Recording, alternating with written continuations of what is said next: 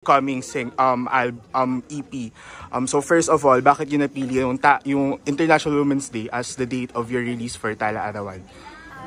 Una po, napili po namin yung March 8 po as na mag-release kami ng EP po dahil feeling namin it's a celebration. Parang yun na rin yung regalo namin sa mga groups namin. And actually, our focus is also women empowerment. So we always want to inspire women, not just women also, but just make sure that people feel confident in their own skin. So that's why I think that March 8th is the perfect day.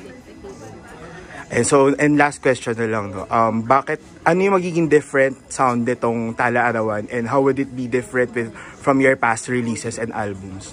Yung isang buong EP na po to, ma-feel mo talaga yung journey ng Beanie, hindi lang sa family, friends, love din, and hopefully ma-feel din ng blues na itong Tala Arawan na to, in English diary, di ba?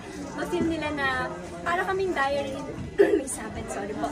Para kaming diary nila na pwede nilang pag-upinan, and ma-feel nila yung comfort sa bawat songs po na i-release namin.